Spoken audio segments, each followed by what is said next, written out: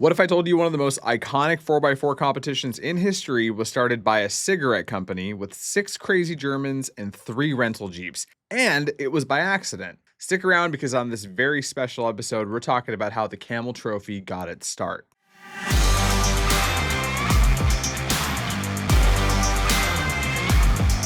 Welcome back, everyone. My name is Matt McAdam, your host of Chasing Dust, right here on Driving Line. And today we're kicking off something that I'm super excited about. This is the very first episode of a brand new mini-series that I'm nicknaming The Glory Days. And the whole idea here is pretty simple. One of the hallmarks of being an automotive enthusiast is retelling stories that come from history. We define those moments in our experiences through stories of victory, defeat, ingenuity, evolution, adventure. These are all stories that we tell around campfires, around the pits at racing events, and around the dinner table when we get home. And every once in a while, I come across a story that's so good, so wild, and so unbelievable that I believe it deserves its own episode.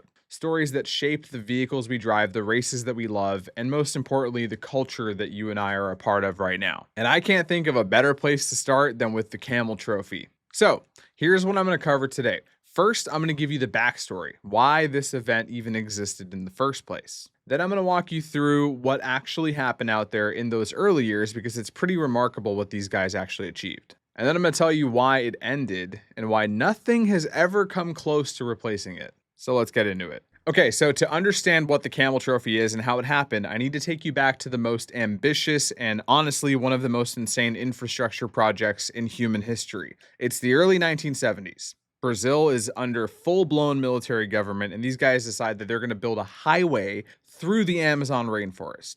Not around it, but through it. We're talking something like 2,500 miles of road carved through some of the densest, most remote jungle on the planet from coast to coast. And they called it the Trans-Amazonica Highway. But as they're building it, they quickly realize there's a problem. The Amazon isn't fazed by it one bit. This jungle is so dense, it literally grew back as fast as they could clear it. For a big chunk of the year, the road is literally just underwater from all the rain. And then some time passes and the Brazilian economy tanks and the cost to continue this project just explode. And so now it's the late 1970s and huge sections of this so-called road of the century were just abandoned. They've never paved it. It was just barely there. Now, most people look at that and they see a treacherous failure. But a 27-year-old German marketing guy named Andreas looked at it and saw an opportunity. Because here's the thing, Bender worked for a company called R.J. Reynolds, the tobacco company behind Camel cigarettes, and he had a problem. You see, advertising bans on tobacco were spreading across Europe. He couldn't run TV ads, couldn't reach out to people the way that you used to. They just weren't allowing any of that to go on during that time.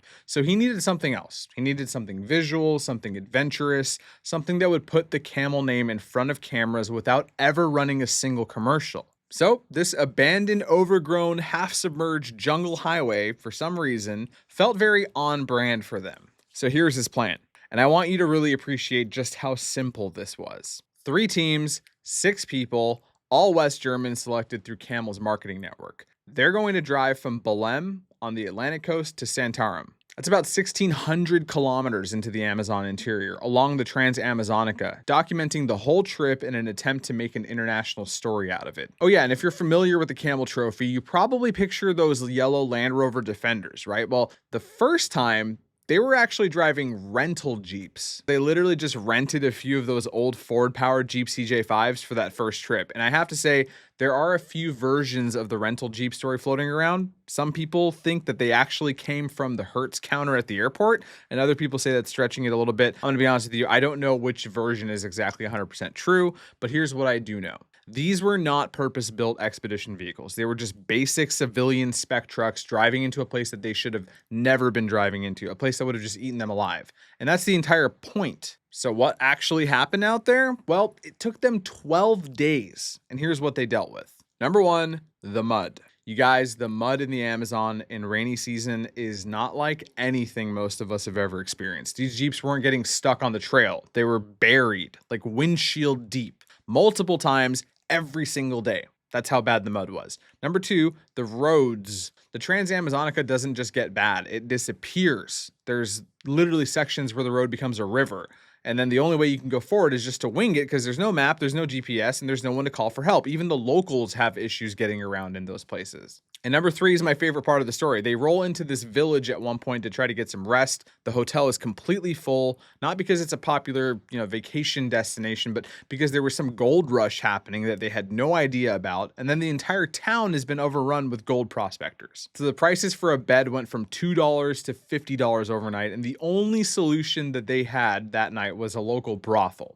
And I'm just going to leave that there. 12 days later, they stagger into this hotel at their destination in Santarem, completely destroyed, covered in mud, and their Jeeps were just held together by basically a prayer.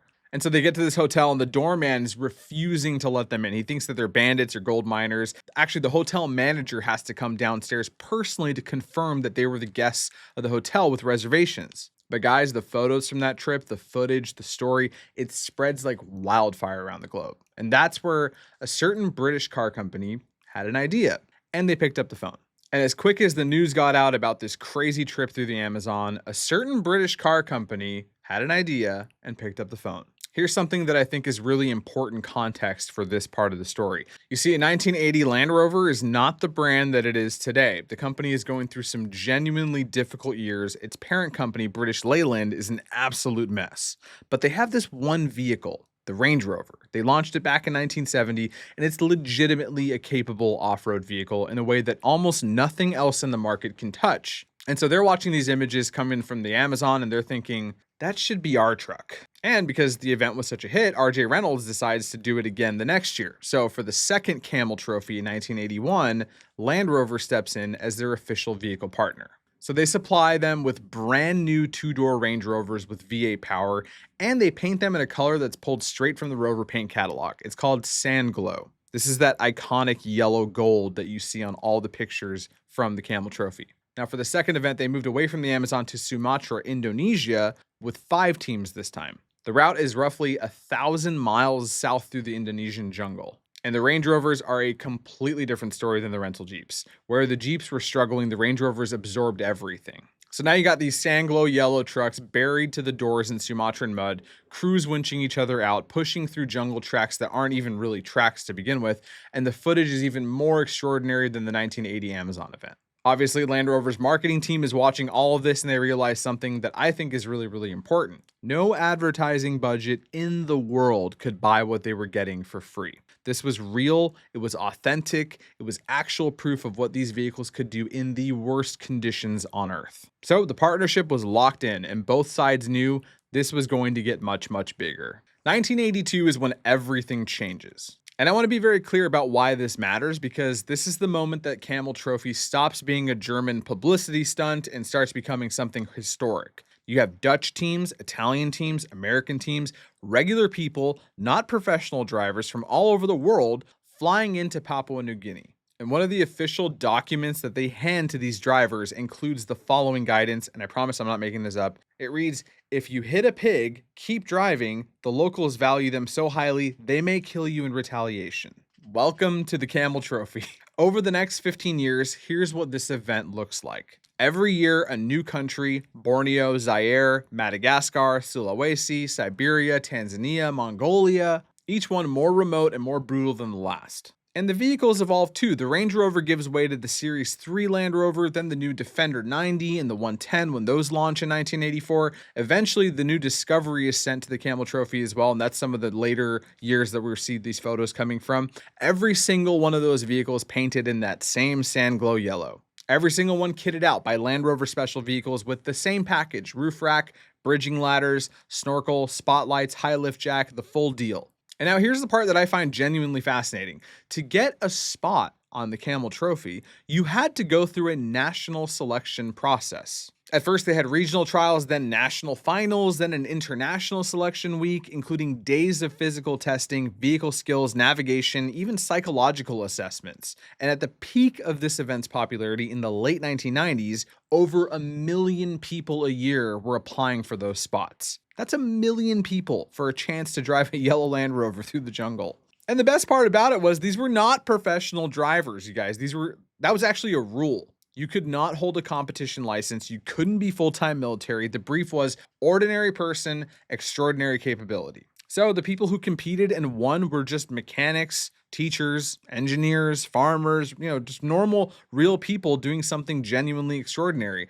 And that's what made it feel real, because it was. Okay, I want to stop here for 1 second because I think this is the most important part of this entire story. And it's something that I think gets lost in the coverage of the Camel Trophy. It was not a race. The event director for most of its run, a guy named Ian Chapman, was explicit about this. The main emphasis was human endurance and adaptability, not pure competition. Of course, you were expected to finish, you were expected to help other teams when they were in trouble, and team spirit was scored right alongside those special tasks that they had to do while they were out there. There was this cooperation element baked into the DNA of this event from day one. On top of that, this was a part that I personally loved. There was real scientific and humanitarian work happening alongside the expedition every single year too. They had local ecologists and researchers following the route, collecting samples, and the convoy would even deliver medical supplies to remote villages that had no other way of getting them. There was just like this genuine sense that this thing meant something beyond the competition itself. And I think that that's exactly why when it ended, nothing has ever really truly replaced it.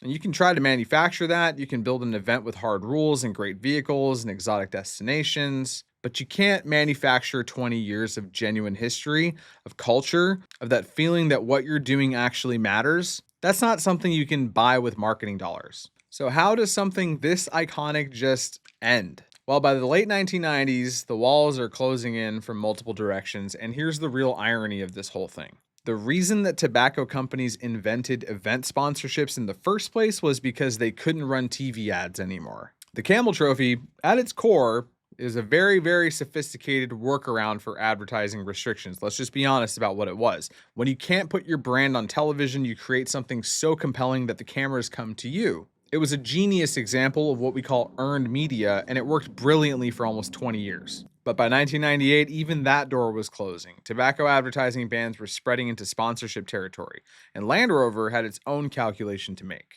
The Land Rover Discovery was now a serious mainstream product. The brand was evolving. Associating your family SUV primarily with getting buried in the mud at an event produced by a cigarette company, that wasn't quite really the direction they were headed anymore. And so the last traditional overland Camel Trophy ran in 1998, and then the final modified event ran in 2000.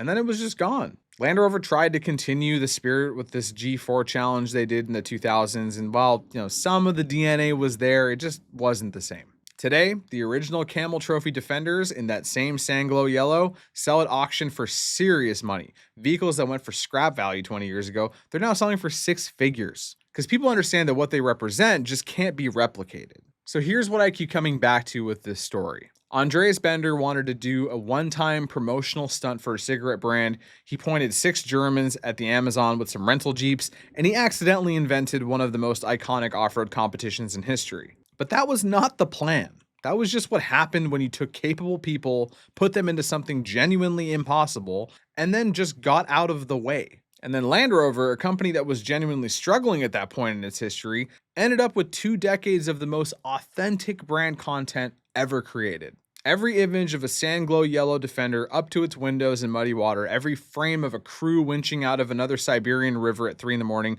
none of it was staged. It all really happened. You don't see that very often anymore, but that was the Camel Trophy. And that's a big part of why I wanted to start this mini-series with this story specifically, because I think it captures something that all of us in this community understand, even if we don't say it out loud. The best experiences aren't the ones that you manufacture. They're the ones that you earn. But that's going to do it for us here today on Chasing Dust. You guys, if you like this special episode on the Camel Trophy, drop me a comment on which event or story you want me to cover for the next Glory Days episode, and maybe I'll add it to the queue. And don't forget to subscribe to Driving Line so you guys don't miss a single episode of Chasing Dust or any of the other awesome shows that we have on this channel. And once again, you guys, my name is Matt McAdam, your host of Chasing Dust, only on Driving Line. And as always, I'll see you guys on the next one.